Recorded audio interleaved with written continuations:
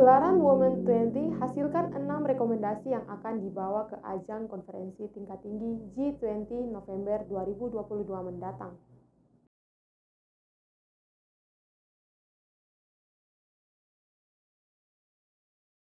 Secara bersamaan, sejumlah elit di Papua dan Papua Barat dukung pembentukan DOB dan pemberlakuan Otsus di Papua.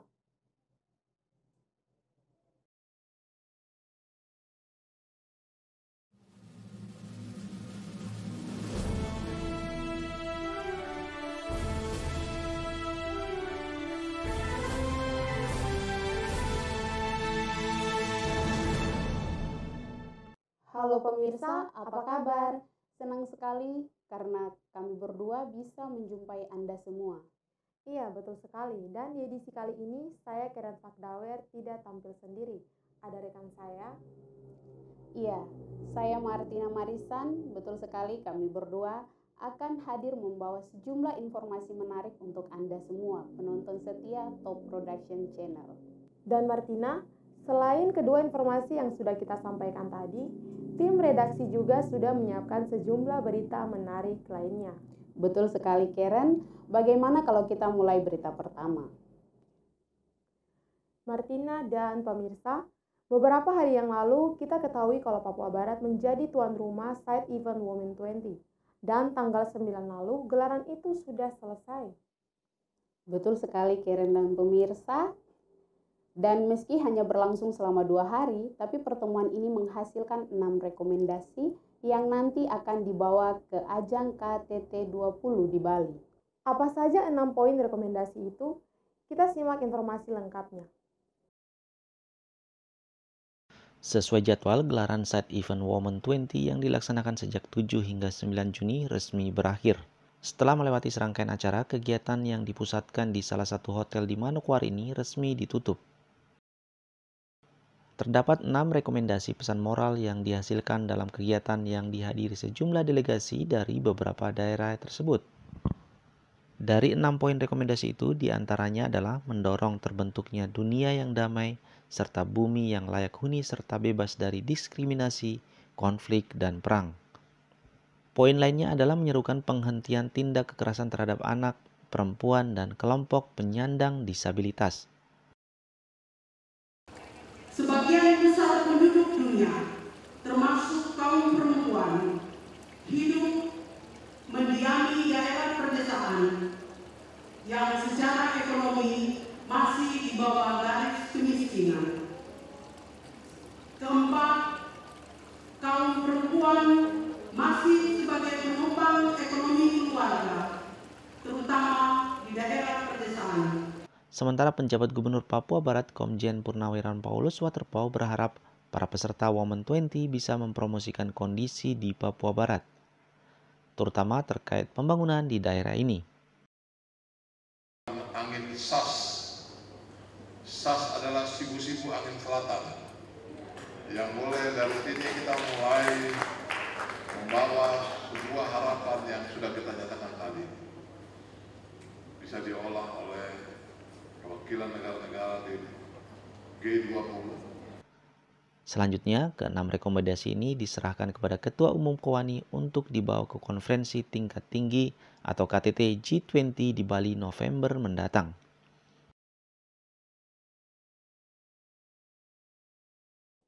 Karen dan pemirsa, meskipun pelaksanaan Women 20 di Manokwari terlihat berlangsung lancar dan ada 6 rekomendasi yang dihasilkan, ternyata kegiatan ini sedikit mengundang kekecewaan, terutama panitia lokal. Informasi yang saya dengar juga begitu, Martina. Ini karena ternyata banyak tamu yang tadinya menyatakan hadir batal datang ke Manokwari jelang. Perempuan pedesaan dan perempuan dengan disabilitas menjadi salah satu isu yang dibahas dalam side event Women 20 di Manokwari. Selain kedua isu tersebut, hal lain yang turut didiskusikan dalam arena Women 20 adalah soal kesetaraan gender, kekerasan terhadap perempuan, dan juga pelayanan kesehatan. Presiden Women 20 Hadriani Uli Silalahi mengatakan ajang ini menjadi kesempatan luar biasa bagi Papua Barat. Harapannya, menurut Hadriani, sejumlah isu bisa dirangkum dan dibawa tim delegasi Women 20. Selain itu, dengan menggelar acara di tanah Papua, muncul komitmen dan kerjasama untuk memajukan kesejahteraan perempuan. Isu tentang perempuan pedesaan dan perempuan disabilitas. Betapa pentingnya isu ini kita bawa pada hari ini, karena isu ini akan menjadi isu legacy, isu warisan dari presidensi W20 Indonesia. Isu ini pertama kali dibawakan di dalam presidensi W20 dan ini akan menjadi dimasukkan di dalam final communique W20. Hal senada juga disampaikan penjabat Gubernur Papua Barat, Komjen Paulus Waterpauw. Menurut dia, momen ini bisa menjadi ajang untuk berbagi informasi terkait pembangunan daerah dalam berbagai bidang. Waterpauw juga berharap kegiatan ini bisa memberi manfaat bagi perempuan asli Papua. Sebenarnya harapan saya, Bapak Ibu, delegasi dari negara-negara juga bisa hadir, hingga kita bisa tunjukkan langsung tentang bagaimana keberpihakan negara kepada kita masyarakat di Papua Barat ini. Ada banyak isu-isu desas-desus yang diterima oleh para pihak di berbagai negara, seakan-akan Papua Barat identik dengan kekerasan. Seminar yang digelar di salah satu hotel di Manokwari ini sekaligus menjadi tanda dimulainya gelaran Side Event Women 20. Selain seminar tentang perempuan, pedesaan, dan perempuan dengan disabilitas, serangkaian kegiatan telah disiapkan panitia selama ajang ini. Sayangnya sejumlah undangan dari negara sahabat, termasuk 2 menteri yang dijadwalkan hadir, membatalkan rencana kedatangan mereka. Pemirsa, Top Sepekan akan kembali menjumpai Anda setelah jeda. Pastikan Anda tetap bersama kami.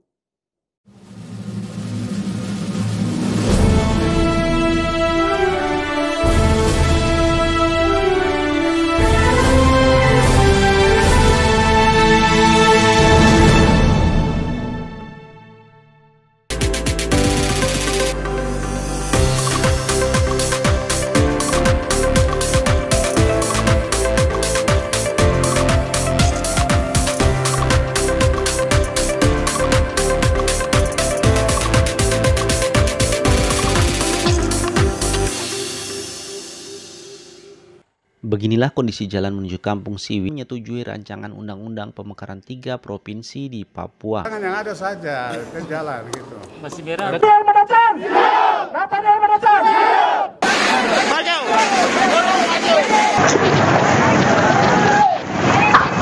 Ini menyimpan barang-barang semua ini besok dibersihkan semua. Ini hanya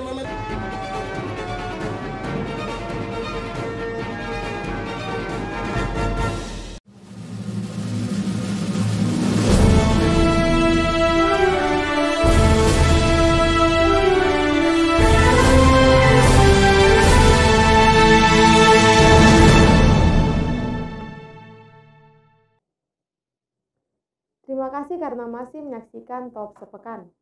Martina, kamu sempat mengikuti perkembangan aspirasi pemekaran di Papua atau tidak? Ya, Karen, memangnya ada apakah? Ya, setelah sempat reda, beberapa hari ini desakan pemekaran kembali muncul. Tidak hanya di Manokwari, tapi juga di provinsi. Ya, dan di Papua ada 29 kepala daerah yang menyatakan dukungan dan mendesak untuk adanya pemekaran. Pro dan kontra pembentukan daerah otonom baru di tanah Papua terus bergulir. Secara bersamaan di tempat terpisah, muncul dukungan terhadap pembentukan DOB tersebut. Di Manokwari, ratusan orang berkumpul di lapangan Borarsi dan mendeklarasikan dukungannya terhadap pembentukan DOB di wilayah Papua Barat. Deklarasi yang dimotori kelompok yang menamakan diri Aliansi Masyarakat Papua dan Masyarakat Nusantara tersebut menyatakan mendukung sepenuhnya pemekaran di daerah ini. Salah satu perwakilan Sius Duan Siba menyatakan otonomi adalah jalan bagi orang Papua menjadi tuan di negerinya sendiri.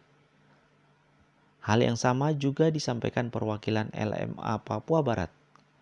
Menurut dia, otsus dan pemekaran adalah berkat dan hak bagi orang Papua. Sudah mewakili rakyat Papua. Yang hadir ini adalah anak-anak muda. Anak-anak muda adalah generasi yang berdiri untuk masa depan. Kita berbicara masa lalu, berarti berbicara masa lalu yang sudah berlalu. Selain dihadiri ratusan orang, deklarasi juga diikuti sejumlah perwakilan Forkopimda Papua Barat dan para tokoh masyarakat serta tokoh adat. Sementara itu di Kabupaten Jayapura, Papua, sebanyak 29 kabupaten di provinsi tersebut menyatakan dukungannya terhadap rencana pemekaran di sana. Dalam pertemuan yang dihadiri para kepala daerah, pemerintah Provinsi Papua, Majelis Rakyat Papua, serta perwakilan lainnya menyepakati sejumlah hal. Salah satu yang disepakati oleh para kepala daerah itu yakni mendukung implementasi Otsus di tanah Papua, serta mendesak agar pemerintah pusat segera merealisasikan pembentukan DOB. Hal lain yang disepakati yakni formasi penerimaan CPNS, TNI, dan Polri hingga alokasi kursi di legislatif yang harus lebih banyak diisi oleh orang asli Papua. Ketua Forum Kepala Daerah Setanah Tabi dan Sairera, Matius Awaito, mengapresiasi pertemuan yang digelar di Sentani itu. Nah, Karen, kalau tadi ramai soal pemekaran, ini ada yang lebih ramai lagi dan terjadinya tidak jauh-jauh dari tempat kita berada. Ada informasi kalau semua perabot di rumah dinas gubernur itu hilang. Barang-barang itu hilang atau sengaja dibawa pulang ya, Martina? Padahal itu kan termasuk aset-aset daerah, harusnya dijaga tidak sampai hilang. Iya, betul sekali Karen. Dan tahukah kamu rencananya untuk melengkapi kembali perabot yang hilang tadi, pemerintah provinsi mau menganggarkan dana 4 miliar. 4 miliar itu kira-kira kalau dibelikan piring dan sendok dapat berapa truk ya? Betul sekali Karen. Baru-baru ini muncul polemik terkait raib atau hilangnya seluruh fasilitas di rumah dinas Gubernur Papua Barat. Padahal sebelumnya rumah dinas kepala daerah tersebut telah dilengkapi dengan aneka perabot bernilai miliaran rupiah. Namun saat akan direnovasi di beberapa bagian yang rusak, didapati tidak satupun perabot yang tersisa. Kondisi ini diakui Kepala Biro Umum Setda Papua Barat, Origenes Iji. Menurut dia, sebelum ditempati penjabat gubernur, seluruh perabot harus sudah terisi kembali. Untuk memenuhi seluruh perabot tersebut, menurut dia, dibutuhkan anggaran sekitar 4 miliar rupiah. Polemik ini pun mengundang perhatian berbagai kalangan, termasuk dari anggota DPR Papua Barat. Ketua Komisi 1 DPR Papua Barat, Abdullah Ghazam pun harus turun langsung mengecek kondisi di sana. DPR Papua Barat menurut Ghazam akan memanggil OPD terkait untuk meminta klarifikasi. Senada, anggota DPR Papua Barat lainnya, Syamsuddin Seknun, mengatakan seluruh aset di rumah dinas tersebut memiliki nomor registrasi. Sehingga jika ada yang hilang, maka biro terkait harus bertanggung jawab. Terkait anggaran pengadaan yang nilainya mencapai 4 miliar rupiah, menurut politisi asal Partai Nasdem ini, angkanya terlalu besar. Beberapa waktu ke depan, DPR Papua Barat berencana memanggil OPD terkait.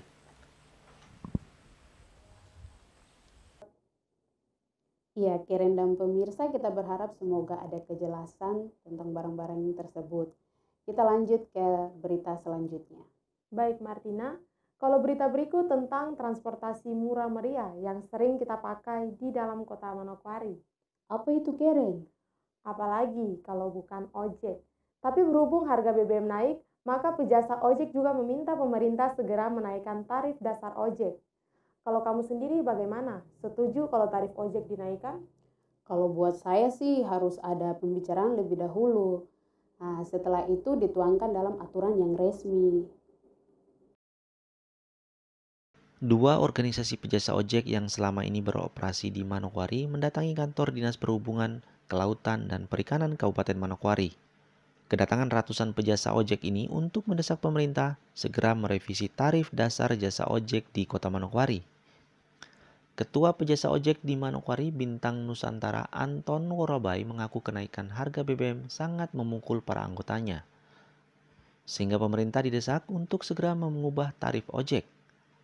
Mereka pun mengusulkan tarif dinaikkan sebesar Rp5.000 dari harga normal. Pandangan berbeda justru datang dari kelompok jasa ojek lainnya. Carlos Merien, Ketua Perprama Manokwari, mengatakan penentuan tarif dasar sudah diatur dalam peraturan Bupati. Menurutnya, penentuan tarif dasar berdasarkan kesepakatan antara pejasa ojek dengan masyarakat. Untuk merespon aksi ini, rencananya dalam waktu dekat, dinas terkait akan mengundang 2 organisasi penjasa ojek untuk menyepakati perubahan harga tersebut. Meski belum disepakati terkait perubahan ini, di sejumlah titik di Manokwari, penjasa ojek telah lebih dulu menaikkan tarif mereka. Ya, mudah-mudahan aja pemerintah segera mengambil solusi terbaik.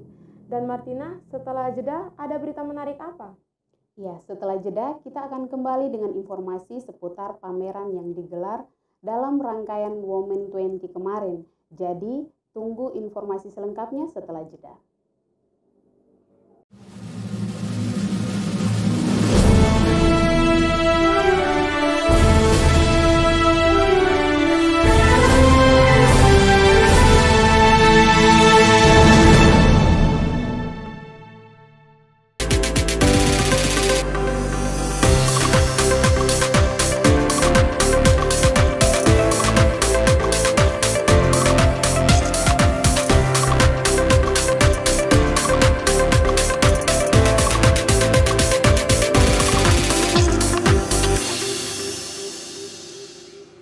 Beginilah kondisi jalan menuju Kampung Siwi menyetujui rancangan undang-undang pemekaran 3 provinsi di Papua. Jangan yang ada saja ke jalan gitu. Masih merah.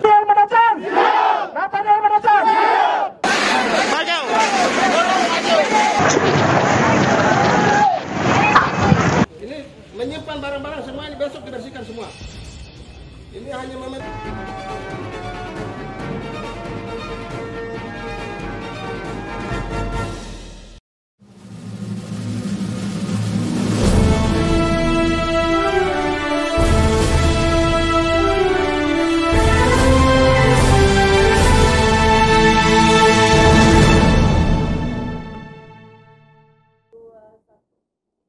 Terima kasih pemirsa karena masih setia menyaksikan Top Sepekan. Setelah tadi kita saksikan berita Women 20, politik, saatnya kita menyimak berita olahraga. Ada berita olahraga apa, Keren? Ya, berita olahraga datang dari Ikatan Senam Kreasi Indonesia. Rencananya atlet yang akan disiapkan akan mengikuti ajang Fornas ke-6 di Palembang, Sumatera Selatan bulan depan. Seperti inilah suasana latihan yang dilakukan oleh Ikatan Olahraga Senam Kreasi Indonesia, IOSKI Papua Barat, dalam mempersiapkan diri mengikuti ajang Festival Olahraga Rekreasi Nasional Fornas ke-6 di Palembang, Sumatera Selatan. 8 tim disiapkan dalam mengikuti lomba dari kategori perorangan dan grup untuk pelajar dan dewasa dalam lomba senam kreasi dan senam jantung sehat. Kesiapannya sudah 60%, kami sudah siap. Berapa banyak tim nanti yang akan ikut? Kalau ini atlet jantung sehat, ada untuk perorangan dewasa, perorangan anak, beregu juga, beregu dewasa dan beregu pelajar. Ini yang sedang latihan, beregu dewasa dan ini beregu pelajar.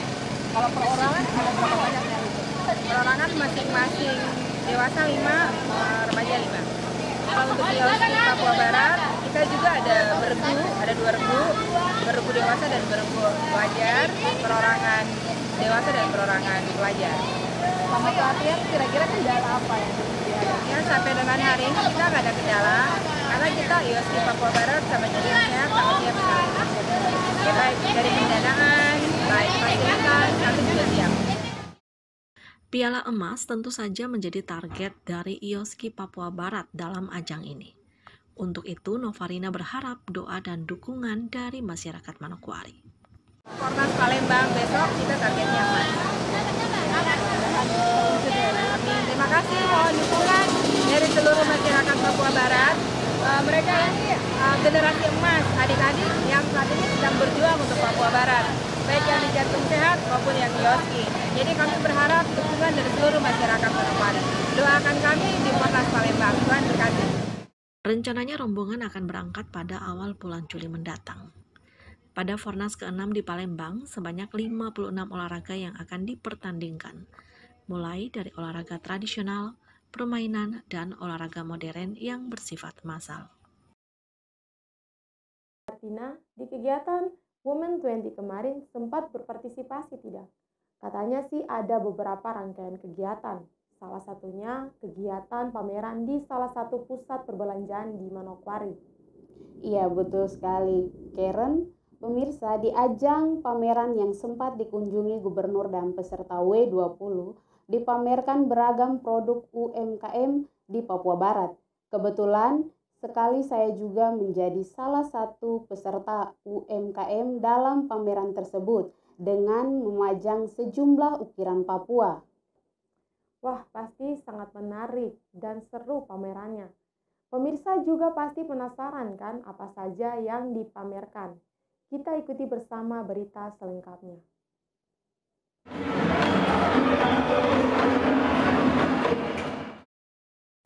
Penjabat Gubernur Papua Barat, Paulus Waterpauw dan rombongan peserta W20 mengunjungi pameran UMKM yang merupakan rangkaian dari kegiatan W20. Dalam pameran yang digelar di salah satu pusat perbelanjaan di Manokwari, sekitar 20 UMKM dari kelompok disabilitas dan UMKM binaan menampilkan semua produk lokal hasil karya mereka. Saat memasuki satu persatu stan pameran, Waterpauw yang didampingi Bupati Hermus Indo tampak berbincang dengan para peserta pameran. Waterpauw juga mengapresiasi pameran yang diinisiasi oleh Bank Indonesia yang menghidupkan UMKM di Papua Barat. Ia berharap pameran ini bisa menjadikan pertumbuhan UMKM di Papua Barat semakin maju dengan meningkatkan kualitas dan mutu produk yang dihasilkan. Pagelaran pameran UMKM tersebut rencananya akan digelar hingga 19 Juni mendatang.